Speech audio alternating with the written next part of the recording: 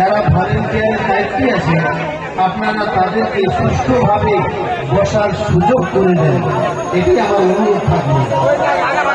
আপনারা হট্টগোল চিল্লাচিল্লি করবেন না, কারণ আপনারা অন্য একটা জায়গায় এসে, এটা কোনো অন্য জায়গা নয়, এটা হচ্ছে আমার রসুলের স্থান, রসুলের মেম্বার। এই জায়গায় আপনারা এসেছেন যখন, আপনারা কিন্তু বেশি ভ্রমণ করবেন না, কারণ